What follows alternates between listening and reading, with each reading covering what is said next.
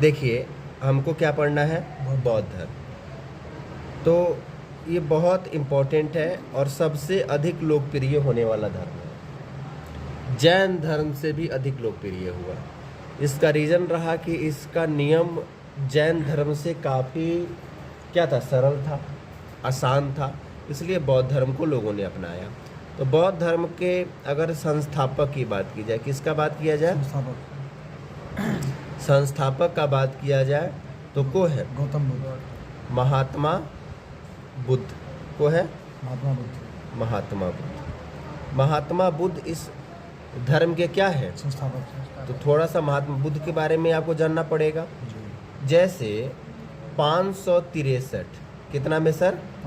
563 BC में नेपाल के तराई क्षेत्र लुम्बिनी में, कहाँ सर? बौद्ध धर्म का जो संस्थापक रहे महात्मा बुद्ध, इनका जन्म 563 BC में नेपाल के तराई क्षेत्र लुम्बिनी में क्या हुआ? इनका जन्म हुआ। इनका जन्म नेपाल के तराई क्षेत्र में हुआ। अगर बात किया जाए इनके पिता का, इनके पिता का अगर बात किया जाए तो पिता का नाम सुदोधन था। क्या था? पिता का नाम सुदोधन।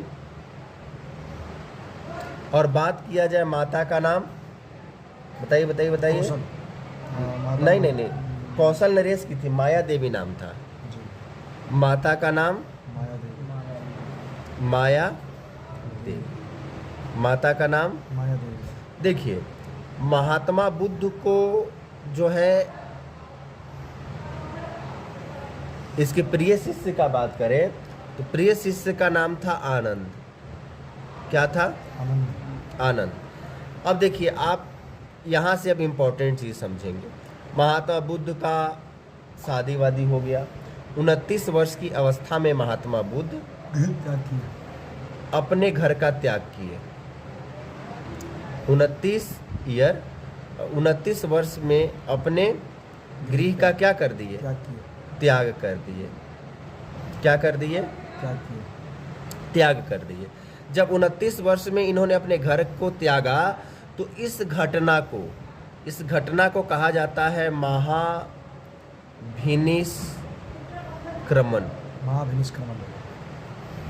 इस घटना को क्या कहा जाता है? महाभिनिष्क्रमण। 29 वर्ष की अवस्था में यह अपने घर का त्याग करके पहुंच गए बाबू बोध गया। कहाँ पहुंच गए? बोध गया। अब बोध गया भैया कहाँ पड़ता है? बिहार में, राइट ना? ये बोध गया पहुँचे और बोध गया पहुँच करके निरंजना नदी के तट पर, कहाँ पे? निरंजना नदी के तट पर पीपल के पेड़ के नीचे, निरंजना नदी के तट पर पीपल के पेड़ के नीचे 6 वर्षों तक, कितने वर्षों तक? 6 वर्षों तक कठिन तपस्या किए, जिसके बाद इनको प्राप्त हो गया कैवल्य। कैवल्य का अर्थ होता है बाबू ज्ञान। कैवल्य का अर्थ क्या होता है? ज्ञान। अब आप यहाँ ये देख पा रहे हैं कि महावीर स्वामी 30 वर्ष में अपना घर छोड़े थे, ये 29 वर्ष में छोड़े। महावीर स्वामी को 12 साल कठिन तपस्या के उपरांत ज्ञान प्राप्त हुआ, इनको 6 वर्ष कठिन तपस्या के उपरांत ज्ञान प्राप्त हुआ। तो आप यहाँ से ये देख पा रहे हैं कि बौद्ध धर्म के जो संस्थापक रहे महात्मा बुद्ध, उन्होंने 29 वर्ष में अपने गृह का त्याग कर दिया। गृह त्याग की घटना महाभिनिष्क्रमण कहलाया। गृह त्याग करके ये बोध गया पहुँच गए, जहाँ पर निरंजना नदी के तट पे पीपल के पेड़ के नीचे 6 वर्षों की कठिन तपस्या के उपरांत इनको कैवल्य की प्राप्ति हुई, मतलब इनको ज्ञान की प्राप्ति हुई। अब बात आगे आती है। जब इनको ज्ञान प्राप्त हो गया तो ये पहुंच गए सारनाथ। आप और हम जहां बैठे हैं इस बनारस की पावन धरती पे सारनाथ नामक जगह है। आप और हम जहां हैं यहाँ से मात्र 7 किलोमीटर दूर, राइट? इसी सारनाथ के पास पहुंच करके बनारस में प्रथम उपदेश इन्होंने अपना पहला उपदेश दिया, है ना, जी। अपना पहला उपदेश दिया। पहला उपदेश जब इन्होंने सारनाथ में दिया, प्रथम उपदेश, तो इस घटना को, प्रथम उपदेश की घटना को हम किस नाम से जानते हैं? प्रथम उपदेश की घटना को हम धर्म चक्र प्रवर्तन के नाम से जानते हैं। किससे जानते हैं? धर्मचक्र प्रवर्तन। धर्म चक्र प्रवर्तन के नाम से जानते हैं। देखिए, जो मैं बॉक्स में टिक कर रहा हूँ बहुत इंपॉर्टेंट है। जैसे गृहत्याग की घटना बीपीएससी में पूछा गया, क्या कहलाया? तो महासनिष्कर्मण। प्रथम उपदेश क्या कहलाया? धर्म चक्र प्रवर्तन। ज्ञान प्राप्ति घटना क्या कहलाया? कैवल्य कहलाया। राइट, ये बहुत इंपॉर्टेंट है। जब इन्होंने अपना पहला उपदेश दे दिया, किस वर्ष में, किस समय? प्रथम उपदेश जब इन्होंने सारनाथ में दिया, तो उस घटना को हम धर्म चक्र प्रवर्तन कहते हैं। कोई डाउट है यहाँ तक? नहीं, कोई डाउट नहीं। चलिए, क्या हुआ कि समय आया 583 BC, सॉरी 483 BC। क्या समय आया? 483 BC। 483 BC में इनकी क्या हो गई? मृत्यु हो गई। क्या हो गई? मृत्यु 483 BC में बौद्ध धर्म के संस्थापक बुद्ध की क्या हो गई? मृत्यु हो गई। इनकी मृत्यु कुशीनारा में हुआ। इनकी मृत्यु कहाँ हुआ? कुशीनारा में हुआ। जब इनकी मृत्यु हो गई, तो इस घटना को हम किस नाम से जानते हैं? ये इंपॉर्टेंट है। इस घटना को किस नाम से जानते हैं? आप में से किसी को पता है कि भगवान बुद्ध की जब मृत्यु हो गई तो उसको किस नाम से जानते हैं? आपको जी? नहीं भैया, आप लिखे थे ना, नोट्स बनाए हुए हैं ना, बताइए। भूल गए हैं? चलिए हम बता देते हैं। क्या?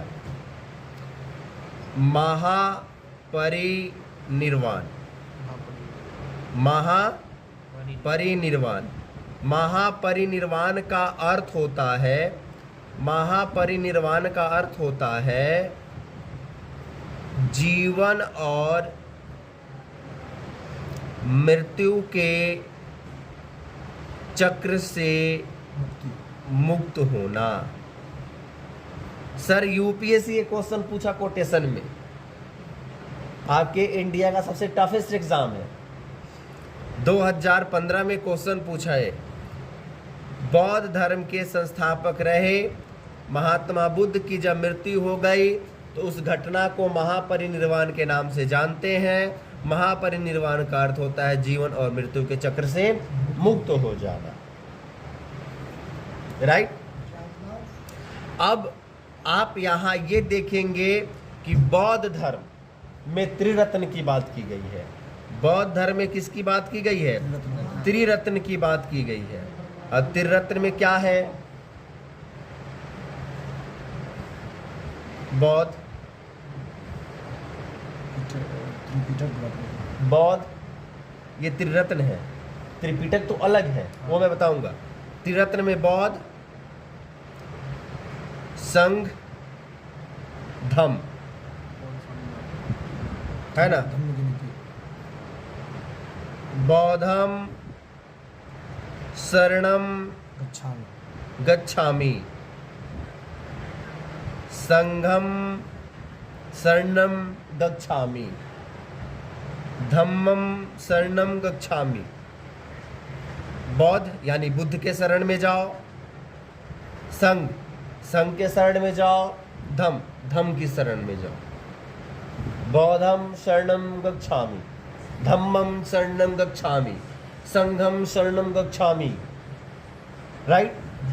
त्रिरत्न आप जो कह रहे थे उसे हम बोलते हैं त्रिपिटक। त्रिपिटक त्रिपिटक ये बौद्ध धर्म का प्रसिद्ध पुस्तक है ना, जिसमें विनय पिटक, सुत पिटक और अभिधम पिटक, विनैया के पीठम, सुता के पीठम, धमधमा के पीठम, इसका अर्थ मतलब ट्रिक है ना। केकरा के पीठम? विनैया के पीठम, सुता के पीठम, धमधमा के पीठम, है ना। विनय पिटक, सुत पिटक, अभिधम पिटक, ये है त्रिपिटक, है ना। बौद्ध धर्म में जो है मोक्ष प्राप्ति के लिए अष्टांगिक मार्ग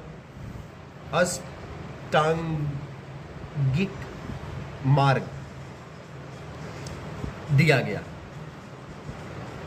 मोक्ष प्राप्ति के लिए अष्टांगिक मार्ग दिया गया। सम्यक ज्ञान, सम्यक व्यायाम, सम्यक आचरण, ये सब, राइट। अब देखिए इस धर्म में जो संगति हुआ, संगीति का मतलब जानते हैं ना जी? सम्मेलन। संगीति का मतलब सम्मेलन। देखिए बौद्ध धर्म में कुल 4 सम्मेलन हुए। जैसे आपने जैन धर्म में पढ़ा 2 सम्मेलन, पहला पाटलिपुत्रा और दूसरा वल्लभी गुजरात, वैसे ही आपको इसमें बौद्ध धर्म में 4 संगति पढ़नी है, मेन इम्पोर्टेंट।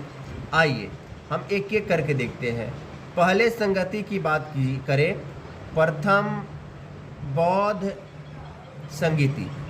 तो प्रथम बौद्ध संगीति की जब हम बात करेंगे तो अभी मैंने आपको बताया कि प्रथम बौद्ध संगीति कब हुआ? 483 BC में हुआ। कहाँ हुआ बाबू? राजगिरी या गिरिवज्र या गिरिवज्र, राइट। शासक की बात करें तो शासक की बात करें तो अभी मैंने बताया। शासक की बात करें तो मैं बार बार रिपीट कर रहा हूँ, फिर भी ध्यान नहीं आ रहा है आपको। शासक की बात करें तो अजातशत्रु, शासक की बात करें तो अजातशत्रु, है ना। और अध्यक्ष की बात करें तो उपाली। उपाली का मतलब महाकश्यप उपाली, प्रथम बौद्ध संगति, है ना। ध्यान रहना चाहिए।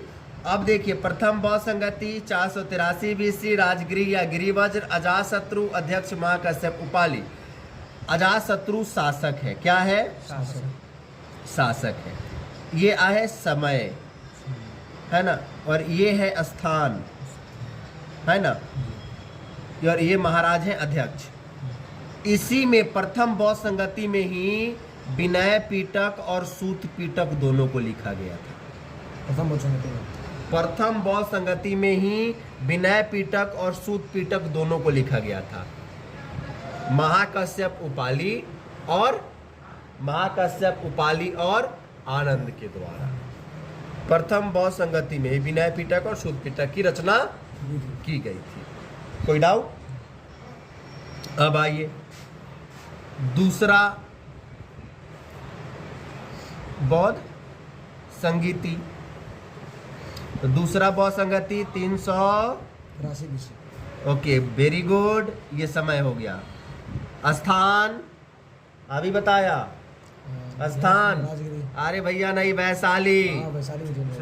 काला शोकम, काक वर्णम काला शोकम, काक की तरह गोरा चिट्ठा आदमी, है ना। काक गोरा नहीं होता है, फेर भी लगा के गोरा हो गया था। हाँ, उजला होता है काक, काला होता है। हाँ वैसे ही उतना सुंदर था वो भी। काला शोक उतना ही सुंदर था, है ना। शासक अभी तो बोला, काला शोक, अध्यक्ष आपने याद किया ना जी, साबा कमीर। चलो इसमें कुछ नहीं हुआ।